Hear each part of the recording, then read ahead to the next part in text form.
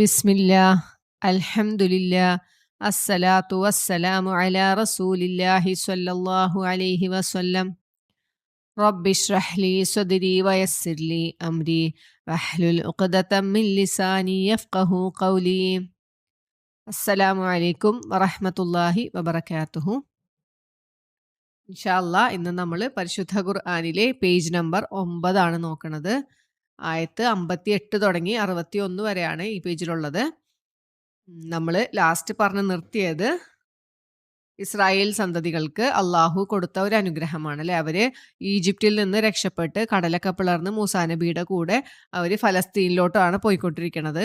അപ്പോൾ ഫലസ്തീനിൽ പോയി അവിടെ ഫലസ്തീനിൽ അപ്പം ഉണ്ടായിരുന്നത് അമാലിഖ എന്ന് പറയുന്ന ഒരു പോക്കിരി വർഗ്ഗമാണ് അവിടെ ഉണ്ടായിരുന്നത്. അപ്പോൾ അവരുമായി യുദ്ധം ചെയ്ത് നിങ്ങളവിടെ താമസിച്ചോളാനാണ് പറഞ്ഞത്. അവരെ തോൽപ്പിച്ച് നിങ്ങൾ അവിടെ താമസിക്കാനാണ് അള്ളാഹുവിന്റെ കൽപ്പന ഉണ്ടായിരുന്നത്. പക്ഷെ ഇവരെന്താ പറഞ്ഞത്? ഇവർ പറഞ്ഞു ഞങ്ങൾക്ക് യുദ്ധത്തിനൊന്നും പറ്റില്ല, എന്താ ഞങ്ങൾക്ക് പേടിയാണ്. മൂസാ നബി അലൈഹി സ്വലാമിനോട് പറയാണ്, നീയും നിന്റെ റബ്ബും പോയി യുദ്ധം ചെയ്തിട്ട് വാ, ഞങ്ങളിവിടെ ഇരിക്കുക, അവിടെയൊക്കെ ക്ലീൻ ആക്കിയ ഞങ്ങൾ വരാം എന്നുള്ള രീതിയിലാണ് ഇവർ സംസാരിച്ചത്. അങ്ങനെ അപ്പോൾ അള്ളാഹു അവരെ 40 വർഷം ഫലസ്തീനിലോട്ട് അള്ളാഹു അവരുടെ പ്രവേശിപ്പിച്ചില്ല. അവർ അങ്ങനെ മരുഭൂമിയിൽ, സീനാ മരുഭൂമിയിൽ അലഞ്ഞു നടക്കുകയാണ്. ആ ഒരു സമയത്ത് അള്ളാഹു അവർക്ക് മേഘത്തിനെ തണലാക്കി കൊടുത്തു എന്നാണ് നമ്മൾ ലാസ്റ്റ് പറഞ്ഞത്. മേഘത്തണൽ കൊടുത്തു. ഒമാമെന്നാണ് പറഞ്ഞത്. ഒമാമെന്ന് വെച്ചാലും സഹാബ് എന്ന് വെച്ചാലും മേഘം തന്നെയാണ്. അപ്പോൾ ഒമാമെന്ന് വെച്ചിട്ടുണ്ടെങ്കിൽ നല്ല കറുത്ത കട്ടിയുള്ള ഒരു കൂളിംഗ് എഫക്റ്റ് നൽകണ മേഘം എന്നാണ് അതിൻ്റെ അർത്ഥം. അപ്പോൾ അങ്ങനെ അള്ളാഹു ഒരു അനുഗ്രഹം ചെയ്തിരിക്കുകയാണ്. എന്നിട്ട് അള്ളാഹു പറഞ്ഞു, അടുത്ത ആയത്തിൽ പറയാണ്, ഒരു രാജ്യത്തോട്ട് പ്രവേശിച്ചോളാനാണ് അടുത്ത ആയത്തിൽ പറയണത്. നമുക്ക് നോക്കാം കേട്ടോ. അഊദു ബില്ലാഹി മിനശ് ശൈത്വാനിർ റജീം. بسم الله الرحمن الرحيم. وإذ قلنا ادخلوا هذه القرية فكلوا منها حيث شئتم رغدا وادخلوا الباب سجدا وقولوا حطة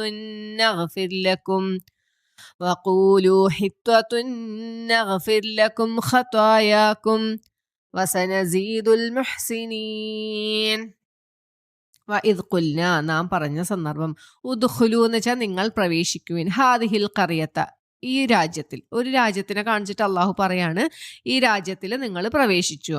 ഫക്കുലു മിൻഹ അവിടുന്ന് നിങ്ങൾ ഭക്ഷിച്ചു. ഹൈസ് ഷിത്തും നിങ്ങൾ ഉദ്ദേശിക്കുന്ന സ്ഥലത്ത് നിന്ന്, റഗദൻ സുഭിക്ഷമായി. ഈ വാക്കൊക്കെ നമ്മൾ സ്വർഗത്തിൽ ആദം നബി അലൈഹി ഇസ്ലാമിനോട് പറഞ്ഞ വാക്കാണ് അല്ലേ.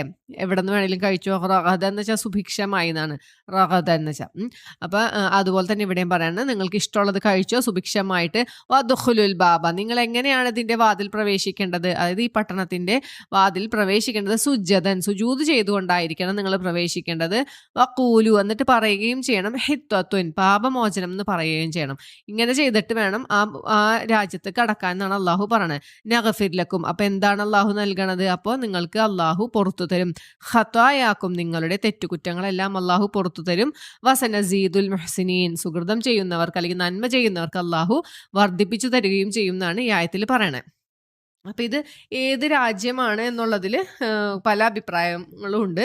എന്തായാലും ഫലസ്തീൻ അല്ല എന്നാണ് ഭൂരിഭാഗം പണ്ഡിതന്മാരുടെ അഭിപ്രായം പറഞ്ഞത്. കാരണം എന്താ വെച്ചാൽ മൂസാ നബി അലൈഹി ഇസ്ലാമിൻ്റെ കാലത്ത് ഫലസ്തീനിലോട്ട് അവർക്ക് കയറാൻ പറ്റിയിട്ടില്ല, അതിനുള്ള ഭാഗ്യം ഉണ്ടായില്ല. കാരണം 40 കൊല്ലം അള്ളാഹു അവരെ അങ്ങോട്ട് കയറ്റിയിട്ടില്ല ഇവരുടെ അനുസരണക്കേട് കാരണം. അപ്പോൾ പിന്നെ അതിന് ശേഷം മൂസാ നബി അലൈഹി ഇസ്ലാമിന് ശേഷം വന്ന യൂഷ അലൈഹി ഇസ്ലാം നബിയുടെ കാലത്താണ് ഇവിടെ ഫലസ്തീനിലോട്ട് ഇവർ കയറണമെന്നാണ് അറിയണത്. അപ്പോൾ ഇത് ഏത് രാജ്യമാണ് കൃത്യമായിട്ട് അറിയില്ല. നമ്മളിപ്പോൾ മനസ്സിലാക്കേണ്ടത് ഒരു രാജ്യത്തേക്ക് അള്ളാഹു അവരോട് കയറിക്കോളാൻ പറഞ്ഞു. അവിടെ കയറിയിട്ട് നിങ്ങൾക്ക് ഇഷ്ടമുള്ളത് ഭക്ഷിക്കാം. നിങ്ങൾ കയറുമ്പോൾ എങ്ങനെയായിരിക്കണം? സുജൂദ് ചെയ്തുകൊണ്ടും ഹിത്വത്തുൻ എന്ന് വെച്ചാൽ പാപമോചനം, ഞങ്ങളുടെ പാപങ്ങൾ പുറത്തു തരണേ എന്ന് പറഞ്ഞിട്ട് വേണം കയറാൻ. ഹിത്വത്തിന്റെ അർത്ഥം താഴ്ത്തുക അല്ലെങ്കിൽ ഇറക്കി വെക്കുക എന്നൊക്കെയാണ്. അതായത് പാപങ്ങൾ ഇറക്കി വെച്ചിട്ട് വേണം നിങ്ങൾ അങ്ങോട്ട് കയറാൻ. അങ്ങനെയാണ് അള്ളാഹു അവരോട് പറഞ്ഞത്. പക്ഷെ അവര് തിരിച്ച് ചെയ്തത് എന്താന്ന് വെച്ചാല് അടുത്ത ആയത്തിൽ പറയുന്നുണ്ട്, ഫബദ്ദല ബദ്ദല എന്ന് വെച്ചാൽ അവർ പകരമാക്കി. ഈ വാക്കിന് പകരം വേറൊരു വാക്കാണ് അവർ പറഞ്ഞത്, അല്ലദീന ളലമു അങ്ങനെ അവർ അക്രമം ചെയ്തു. ഖൗലൻ ഒരു വാക്കുകൊണ്ട്, ഗൈറല്ലദീ ഖീല ലഹും അവരോട് പറയപ്പെടാത്ത ഒരു വാക്ക് പറഞ്ഞുകൊണ്ട് അവർ അക്രമം ചെയ്തു. ഫഅൻസൽന അപ്പോൾ നാം ഇറക്കി അലല്ലദീന ളലമു അക്രമം ചെയ്തവരുടെ മേൽ അല്ലാഹു ഇറക്കി റിജ്സൻ കഠിനമായ ശിക്ഷ മിനസ്സമാ ആകാശത്ത് നിന്ന് ബിമാ കാനു യഫ്സുഖൂൻ അവർ തോന്നിയ വാസം പ്രവർത്തിച്ചതുകൊണ്ട്. അപ്പൊ അതിൽ എന്ത് ശിക്ഷയാണ് ഇറക്കിയെന്ന് അള്ളാഹു പറഞ്ഞില്ല. കഠിനമായ ഒരു ശിക്ഷയാണ് ഇറക്കിയെന്ന് പറഞ്ഞു. അതിന്റെ കാരണം അള്ളാഹു പറഞ്ഞ വാക്കിനെ അവര് മാറ്റി. ഹിത്വത്തു എന്ന് വെച്ചാൽ പാപമോചനം എന്നാണ് അർത്ഥം. അപ്പൊ അവര് പറഞ്ഞത് ഹിന്ദത്തു എന്ന് പറഞ്ഞു. ഹിന്ദത്തു എന്ന് വെച്ചാൽ ഗോതമ്പ് മണി എന്നാണ് അതിന്റെ അർത്ഥം. അപ്പോൾ പാപമോചനം പറഞ്ഞ് കടക്കേണ്ട സ്ഥലത്ത് അവര് ഭക്ഷണത്തിന്റെ കാര്യം പറഞ്ഞിട്ടാണ് അങ്ങോട്ട് കടന്നതെന്ന്. പിന്നെ സുജൂദ് ചെയ്യാൻ പറഞ്ഞിട്ടുണ്ടായിരുന്നു. അവര് പക്ഷെ ഇരുന്ന് നിരങ്ങിക്കൊണ്ടാണ് അങ്ങോട്ട് കടന്നത് എന്നാണ് പറയണേ. അപ്പൊ ഇവര് ഈ വാക്കുകളെ ഇങ്ങനെ ചെറിയ മാറ്റങ്ങളെ വരുത്തുള്ളൂ. അപ്പൊ പെട്ടെന്ന് മനസ്സിലാക്കാൻ പറ്റാത്ത രീതിയിൽ ഇങ്ങനെ വാക്കുകളെ മാറ്റിമറിക്കണ ആൾക്കാരാണ് ഇവരെന്നാണ് പറയണേ. അപ്പോൾ മുമ്പ് നബി സല്ലല്ലാഹു അലൈഹി വസല്ലമയുടെ അടുത്ത് ഇവര് വന്നിട്ട് അസ്സലാമു അലൈക്കും എന്ന് പറയണതിന് പകരം അസ്സാമു അലൈക്കും എന്ന് പറയും. അസ്സാമു അലൈക്കുമിന്റെ അർത്ഥം നീ നശിക്കട്ടെ എന്നാണ്. അസ്സലാമു അലൈക്കും എന്ന് വെച്ചാൽ നിനക്ക് അള്ളാഹുവിന്റെ സമാധാനം ഉണ്ടാകട്ടെ എന്ന് പറയുന്നതിന് പകരം ഇവർ വന്നിട്ട് സ്പീഡിൽ അങ്ങോട്ട് പറയും അസ്സാമു അലൈക്കും എന്ന് പറയും നബീനെ കാണുമ്പോൾ. അപ്പം നബി തിരിച്ചെന്താ പറയുക വഅലൈക്കും എന്ന് പറഞ്ഞ് നിർത്തും. അത് നിങ്ങൾക്കും അത് തന്നെ എന്താണോ നിങ്ങൾ ഉദ്ദേശിച്ചത് അത് തന്നെ നിങ്ങൾക്കും ഉണ്ടാവട്ടെ എന്ന് പറഞ്ഞിട്ടാണ് നബി സല്ലല്ലാഹു അലൈഹി വസല്ലമ മറുപടി പറഞ്ഞിരുന്നത്. അതുപോലെ തന്നെ നമ്മൾ തുടർന്ന് മുന്നോട്ട് പോകുമ്പോൾ അതിൽ കാണാം, ഈ ബക്കറയിൽ തന്നെ കാണാം റായിന എന്ന് പറയേണ്ട സ്ഥലത്ത് ഞങ്ങളെ ഒന്ന് ഗൗനിക്കണേ എന്നാണ് അതിൻ്റെ അർത്ഥം. പക്ഷെ ഇവർ അതിനെ നീട്ടിയിട്ട് റായിന എന്ന് പറയും. അപ്പോൾ ഒക്കെ അർത്ഥ വ്യത്യാസം വരുത്താനായിട്ട് ഇവർ അങ്ങനെ ചെയ്യണ ആൾക്കാരാണ്. അപ്പം ഇവിടെയും അത് തന്നെയാണ്, അവർക്ക് പറഞ്ഞു കൊടുത്ത വാക്ക് അവർ മാറ്റി. ഹിത്വത്തുന്ന് പകരം ഹിന്ദത്തുന്ന് പറഞ്ഞിട്ടാണ് അവർ കടന്നത്. അപ്പോൾ അള്ളാഹു അവർക്ക് വലിയൊരു ശിക്ഷ, കഠിനമായ ശിക്ഷ ആകാശത്തു നിന്ന് ഇറക്കി. അങ്ങനെ എന്തുകൊണ്ടാണ് അവർ തോന്നിവാസം ചെയ്തത് കൊണ്ടാണ്. അപ്പോൾ അത് കഴിഞ്ഞു. ഇപ്പോൾ അവർ മരുഭൂമിയിലാണുള്ളത് അല്ലേ. അപ്പോൾ അവർക്ക് മരുഭൂമിയിൽ അള്ളാഹു മേഘത്തെ തണലാക്കി കൊടുത്തു. പിന്നെ ഭക്ഷണമായിട്ട് മന്നയും സൽവയും ഇറക്കി കൊടുത്തു. മന്നയും സൽവയും അവർക്ക് ആകാശത്ത് നിന്ന് ഇറക്കി കൊടുത്തതെന്ന് പറഞ്ഞു അല്ലേ. മന്ന എന്ന് പറയുന്നത് കാലത്തെ സമയത്ത് ഈ മഞ്ഞുതുള്ളി പോലെ ഇങ്ങനെ പുല്ലിന്റെ മുകളിൽ ഉണ്ടാകും. അതൊരു കൊത്തമ്പാലരി പോലെയുള്ള ഒരു സാധനം എന്നാണ് പറയണത്.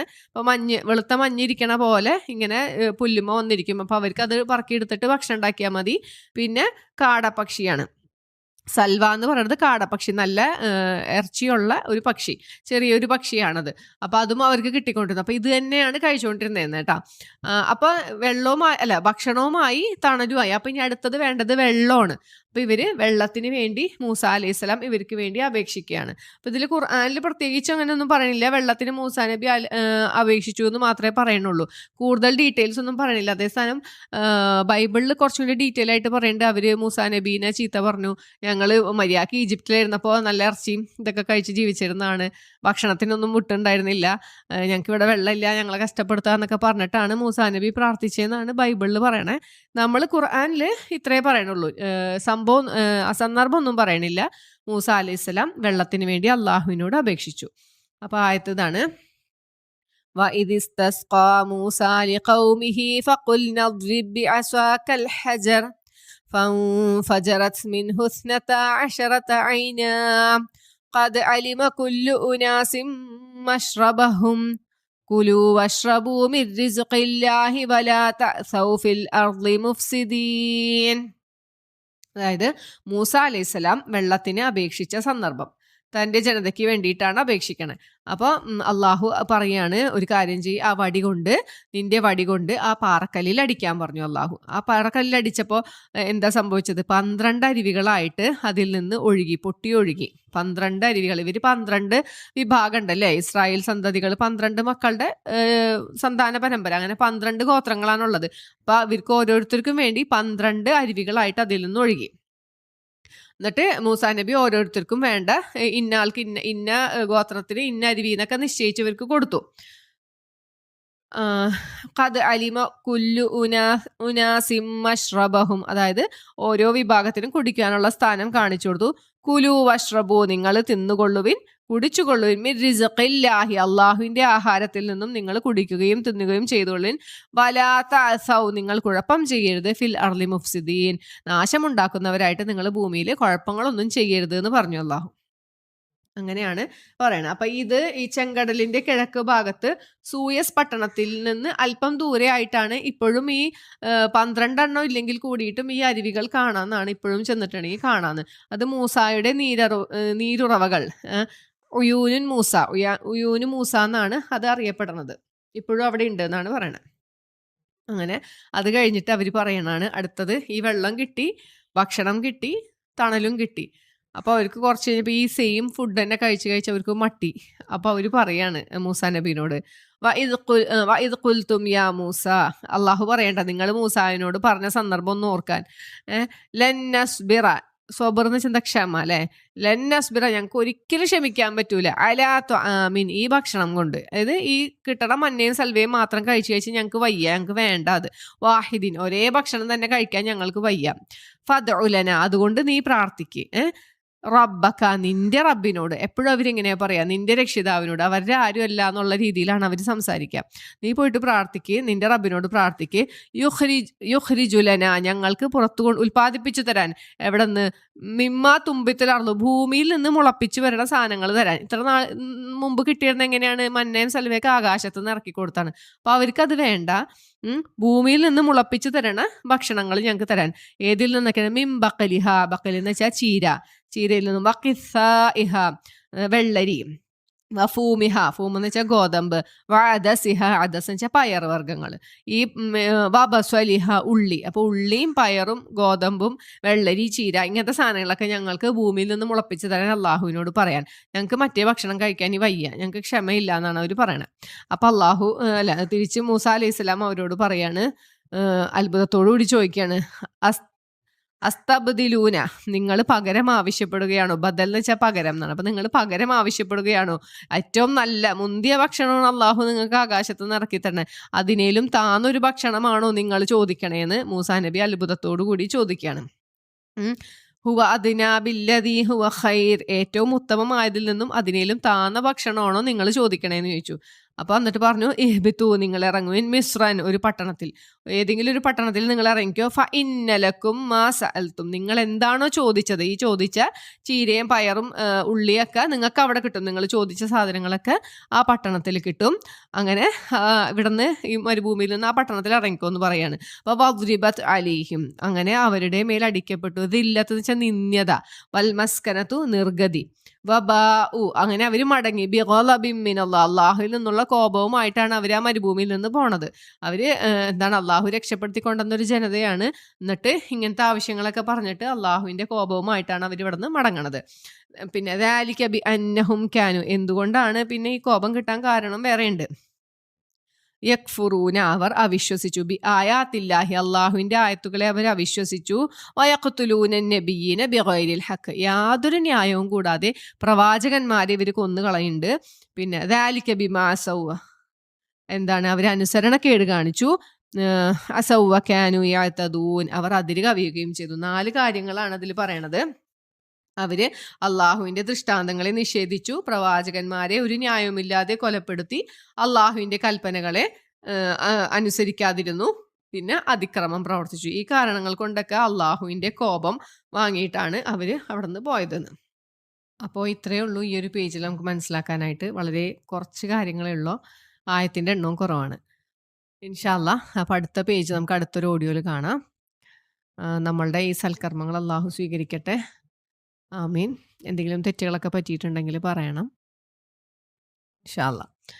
സുബ്ഹാനക അല്ലാഹുമ്മ വബിഹംദിക അഷ്ഹദു അൻ ലാ ഇലാഹ ഇല്ലാ അൻത അസ്തഗ്ഫിറുക വഅതൂബു ഇലൈക്. അസ്സലാമു അലൈക്കും വറഹ്മത്തുള്ളാഹി വബറകാതുഹു.